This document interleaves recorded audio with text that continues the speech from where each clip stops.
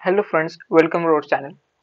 Friends, आपण matrix algebra या सब्जेक्टचा सेकंड चॅप्टर ऑलरेडी स्टार्ट केला होता, जो की म्हणजे डिटर्मिनंट्स. त्यावरती आपण 2 लेक्चर ऑलरेडी अपलोड केले आहेत. ओके, तर आज आपण आपलं थर्ड लेक्चर स्टार्ट करूया.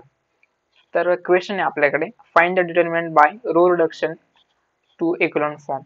तर बघा, आता आपल्याला एक डिटर्मिनंट फाइंड आउट करायचा आहे, जो की मॅट्रिक्स आहे 3x3 मॅट्रिक्स. ओके, तर बघा, ही एक वेगळी मेथड आहे डिटर्मिनंट फाइंड आउट करण्यासाठी. तर बघा, लेक्चर स्टार्ट करण्यावर तुम्हाला थोडं एक सांगतो मी. तर बघा, डिटर्मिनंट फाइंड आउट करण्यासाठी आपण कोफॅक्टर मेथड यूज करू शकतो. ओके, त्यानंतर आपण जर तुमचा मॅट्रिक्स असेल तर त्याला तुम्ही लोअर ट्रायंग्युलर किंवा अप्पर ट्रायंग्युलर बनवून तुम्ही त्याच्या जे डायगोनल एलिमेंट्स आहेत त्याचं डायरेक्टली मल्टिप्लिकेशन घेऊ शकता. ते तुमचं डायरेक्ट डिटर्मिनंटचं आन्सर येईल. आणि एक मेथड म्हणजे आपण प्रिव्हियस लेक्चरमध्ये बघितली होती. बघा, दाखवतो तुम्हाला मी. तर हे बघा, 3x3चा जो मॅट्रिक्स असेल तर तुम्ही कशा पद्धतीने सॉल्व्ह करू शकता तुम्हाला मी प्रिव्हियस लेक्चरमध्ये सांगितलं होतं. बघा, हे 2 एक्झाम्पल्स घेतले होते आपण पूर्ण लेक्चरभर. ओके, आणि आता ही थर्ड मेथड आहे आता. तर बघा कसं, by row reduction to equivalent form.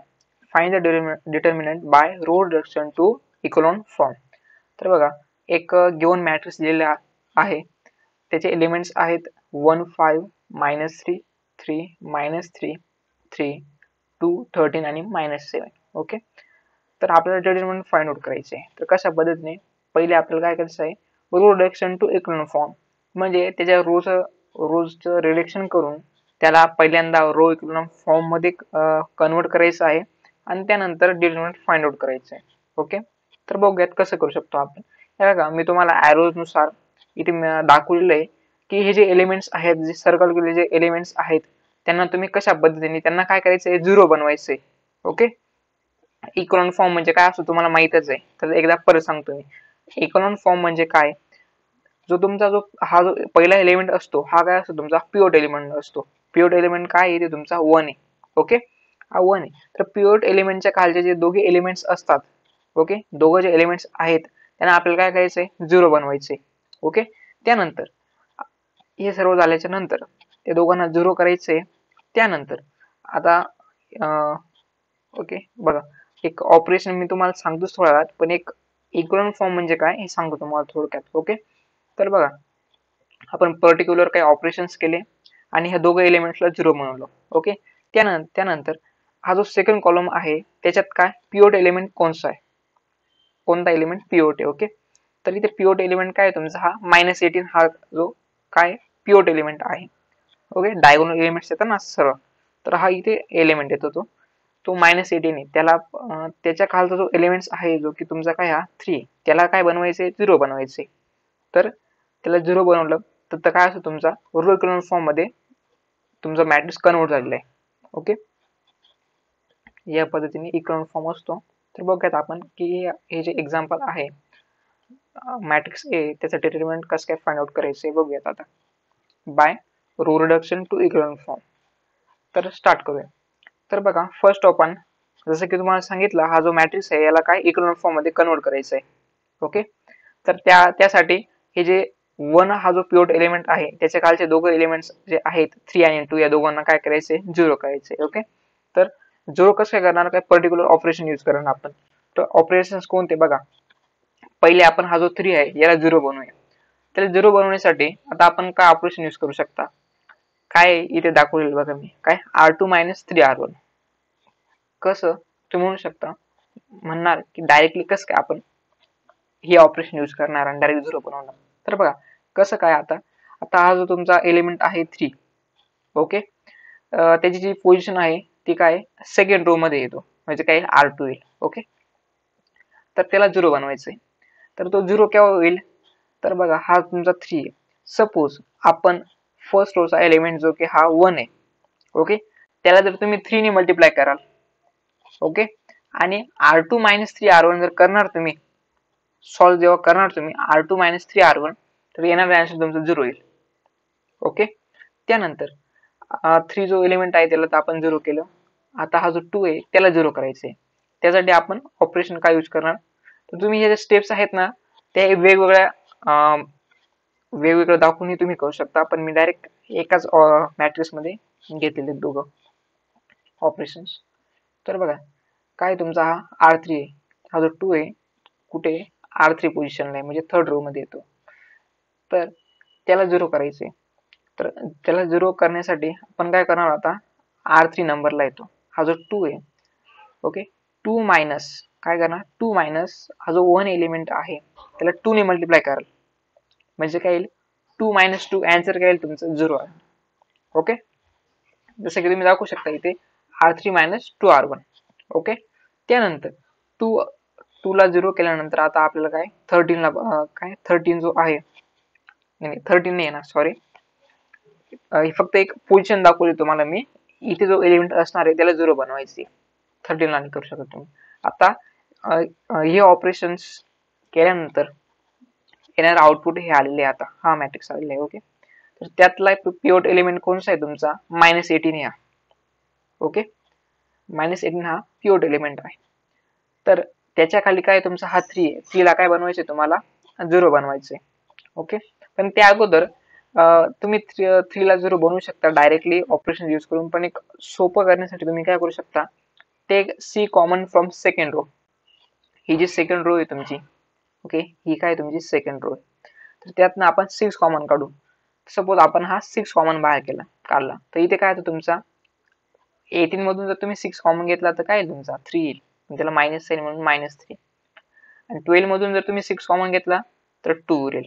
Okay ते झाल्याच्या नंतर आता तुम्हाला आता हा जो 3 आहे त्याला 0 करायचे, तर तुम्ही काय सिंपली काय करणार आता आता त्याची R3 कोणत्या रो मध्ये थर्ड रो मध्ये, म्हणून ऑपरेशन घेत असताना आपण R3 पहिले लिहिणार. ओके तर त्यासाठी तुम्ही 0 बनवण्यासाठी काय करू शकता तुम्ही 3 - 3 येईल डायरेक्ट 0, म्हणजे त्यासाठी काय करणार तुम्ही R3 + R2 म्हणणार.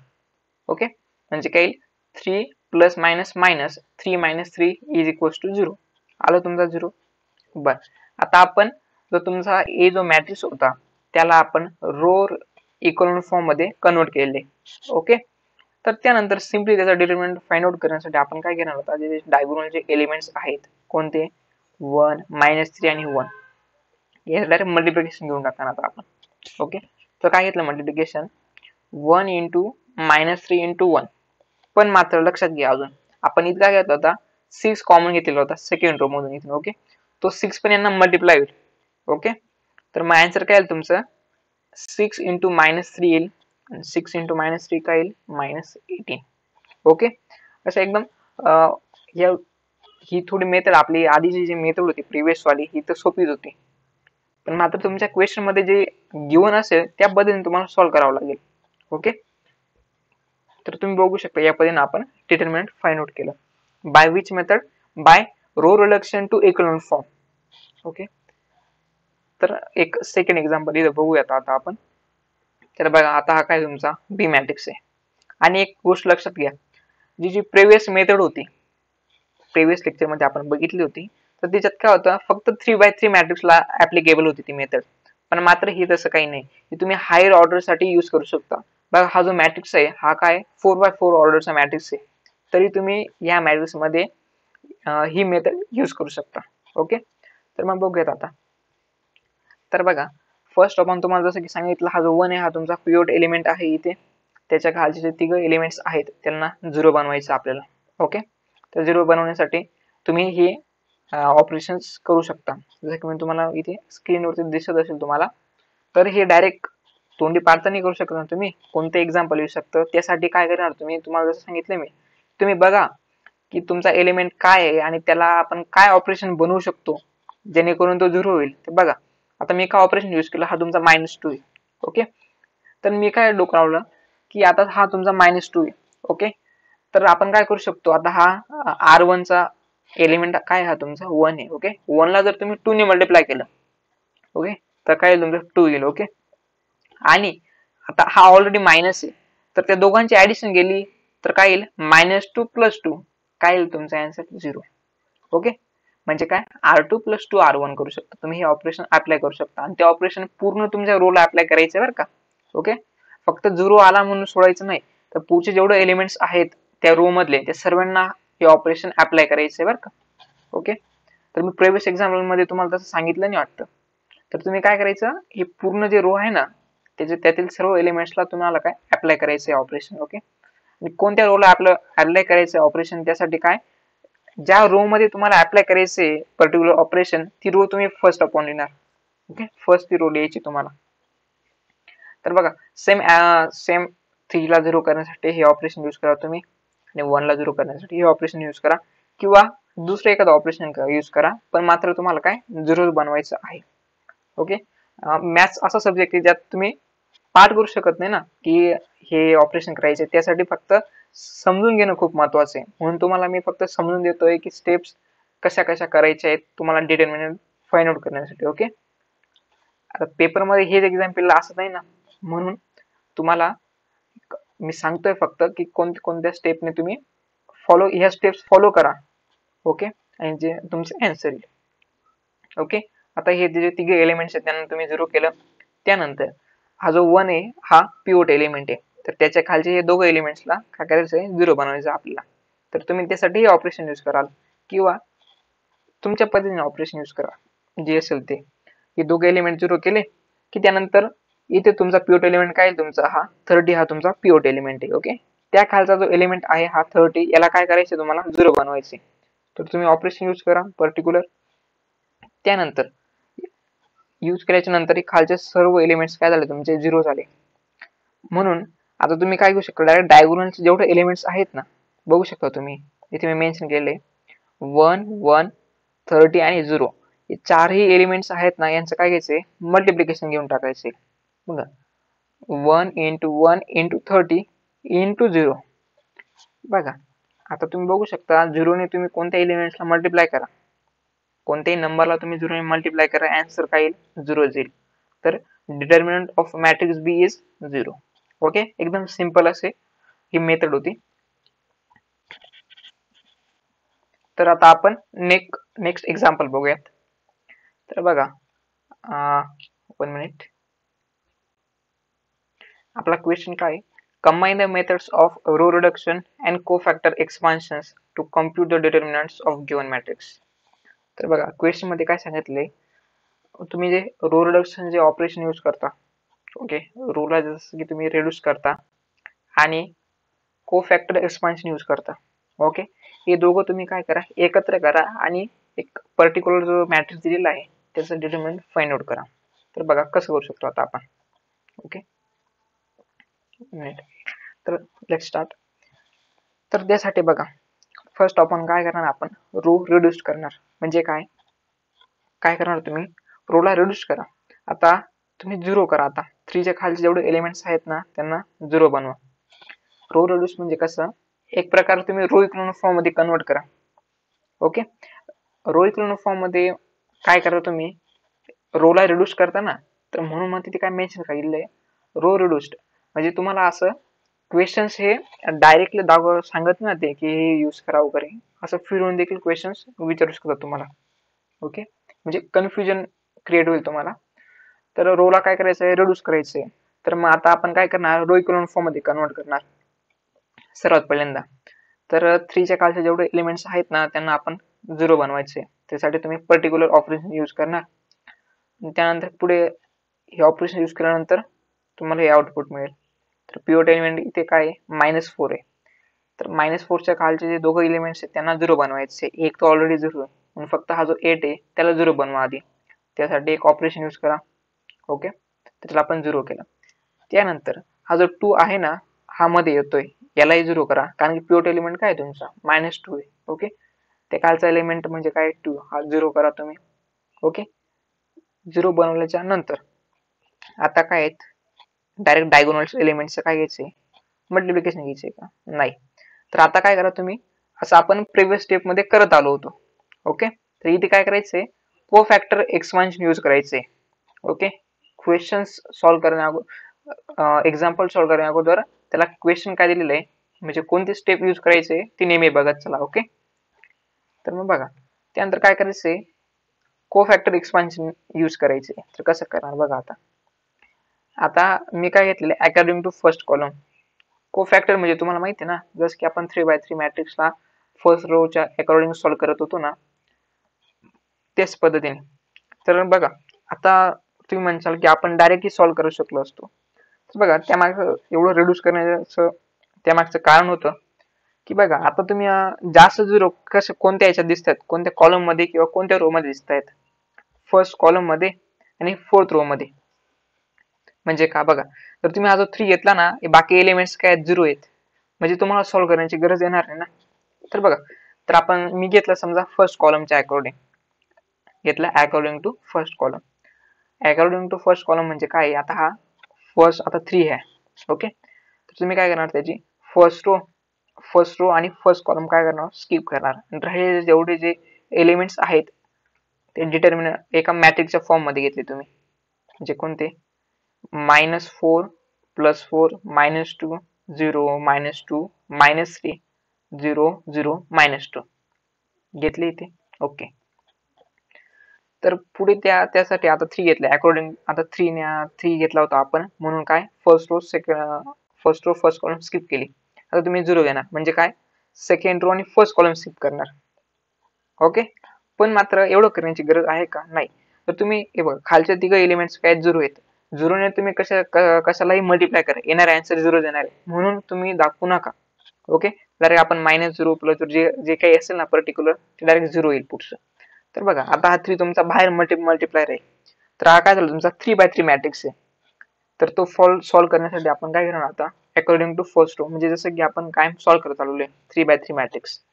तर काय तुमचा -4 आहे, -4 घेतला आपण, first row first column skip करा, राहिलेले जेवढे एलिमेंट्स आहेत ते सॉल्व्ह करा डिटर्मिनंटच्या फॉर्म मध्ये. काय, -2 × -2 आन्सर इज +4, मध्ये येईल तुमची मायनस आहे, 0 × एनिथिंग आन्सर इज 0. नंतर हा जो 4 आहे याची साइन काय येते, नेहमी मायनस, म्हणजे कसं बघा, प्लस मायनस प्लस, माहिती ना तुम्हाला. ओके, तर तुम्ही काय घेतलं इथे -4 घेतला ब्रॅकेटमध्ये, फर्स्ट रो याची पोझिशन काय, फर्स्ट रो आणि सेकंड कॉलम मध्ये, ते सर्व काही स्किप करा. राहिले जे एलिमेंट्स आहेत म्हणजे कोणते, 0 -3 0 आणि -2 यांच्यात काय करा, क्रॉस मल्टिप्लिकेशन, 0 × -2 0, मायनस संख्यामध्ये 0 × -3 आन्सर इज 0. ओके, त्यानंतर काय करा, तुम्ही हा -2 घ्या. ओके, तर त्याची पोझिशन काय आहे, थर्ड कॉलम आणि फर्स्ट रो, तेवढे एलिमेंट स्किप करा. राहिलेले जे एलिमेंट्स आहेत 0 -2 0 आणि 0 त्यांच्यात क्रॉस मल्टिप्लिकेशन करा, 0 × 0 is answer is 0, minus sign, 0 × -2 answer is 0. Okay, bracket square bracket is completed. तर हा तुमचा 3 बाहेर मल्टिप्लाय साठी ठेवा तुम्ही बाहेर. तर हे सर्व काही होऊन जातील, तुमचे 0 येतील. ओके, तर यांचा आन्सर काय येईल, हे दोघं 0 - 0 इज 0. ओके, 4 × 0 आन्सर इज 0 आणि 2 × 0 आन्सर इज 0. ओके, ते लिहिण्याची काही गरज नाही आता. 4 - 0 इज 4. बघा, -4 × 4 आन्सर इज -16 आणि तुमचा हा 3 as it is multiply, 3 × -16 answer is -48. बघा, जर तुम्हाला जर टेबल येत नसेल तर हे बघा इथे केलेले आहे. ओके, आन्सर काय आहे तुमचा -48. ओके, आलं तुमचं डिटर्मिनंट. कशा पद्धतीने आपण कोणत्या मेथडने घेतलं, जसं की तुमच्या क्वेश्चन मध्ये मेन्शन केलेलं होतं त्या पद्धतीने. ओके, तर ओके, एवढंच घेऊयात आजच्या लेक्चरमध्ये. तर बघा, आपल्या थर्ड लेक्चरमध्ये आपण काय पाहिलं आज, row reduction to equilibrium form ही मेथडवरती बेस्ड 2 एक्झाम्पल घेतले आणि थोडा क्वेश्चन घेतला. Okay, so thanks for watching. जर तुम्हाला आपले लेक्चर जर आवडत असतील तर नक्की लाईक, शेअर आणि सबस्क्राईब करा आपल्या चॅनलला. आणि आपले जे फर्स्ट इयरचे जे तुमचे मित्र असतील तर त्यांना नक्की शेअर करा. ओके, आणि सबस्क्राईब केल्यानंतर बेल आयकॉन नक्की प्रेस करा, जेणेकरून जे पुढचे लेक्चर येतील त्यांची तुम्हाला नोटिफिकेशन मिळेल. Okay, thanks for watching, bye.